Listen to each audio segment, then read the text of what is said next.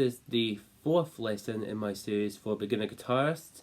Today we're going to cover the A minor chord, a very popular chord in all music based on guitar. It's a very useful chord. It can be used in lots of different styles, lots of different keys. It's used in a lot of other popular chords that you'll find in popular music and I say other styles as well.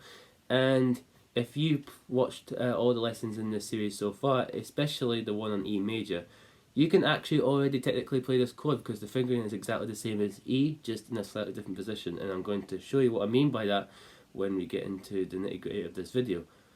So let's get straight to it. So we have a close-up on the guitar fretboard as always, and just before I show you the chord, as always, I'm going to show you a chord diagram on screen of the A minor chord so you can check it out yourself, so you can have a look at it just now.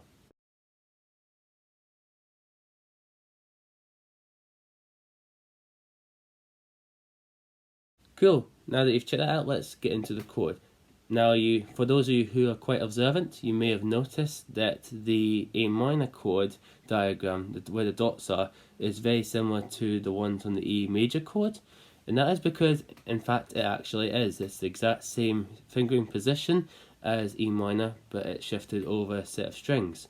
So if you're already familiar with E major and you're comfortable playing that chord, then you can already pretty much play this chord as long as you can play in a different position. But in case you are not entirely sure, or maybe you don't see that straight away, let me just go through the fingering very quickly and then you hopefully should see what I mean by that.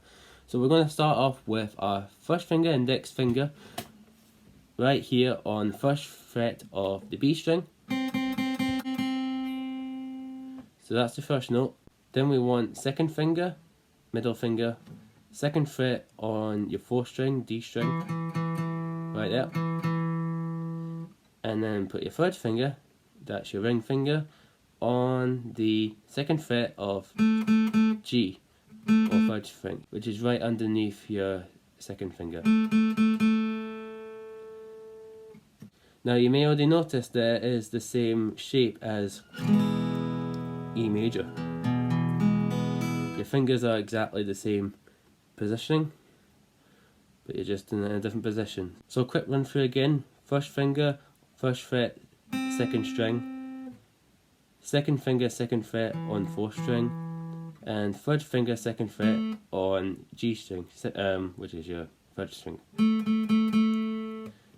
Then after that, we want to mute out the sixth string, which you could do that just by using your thumb or just avoid playing it entirely.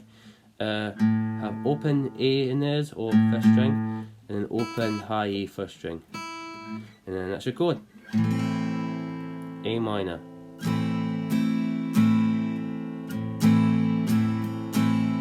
Quite a sad sounding chord, but also an extremely popular chord in all types of popular songs, so it's definitely a good one to get under your belt.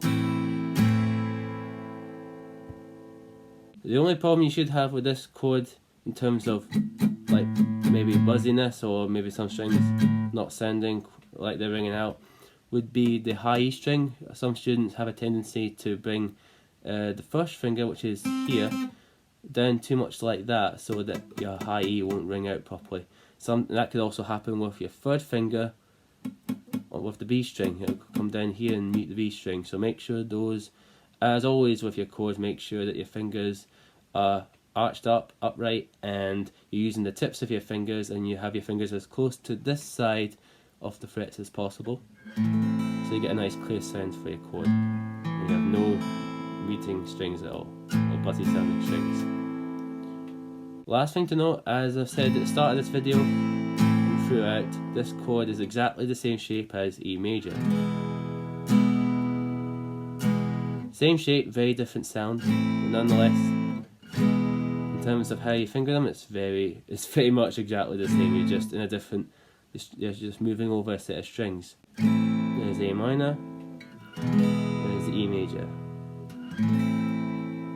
Now, not only is that change in of itself, A minor to E major, not only is that a very popular change in of itself, but it's probably arguably the easiest chord change you can get into, just because it's pretty much no requiring of moving around your fingers too much or anything. Just keep your same shape and just move it up and down, which is pretty neat. quite a lot of popular songs and famous songs use that chord change at some point. So it's pretty much one you should learn just because it's quite common and it is an easy one to learn.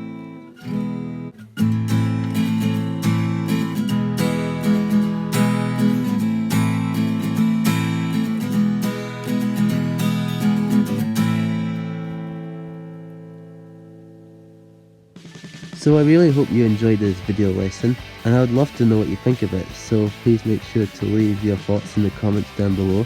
Also make sure to like and share this video with your friends if you have anyone you know who'd like to play guitar, and I'll see you in the next video in this series.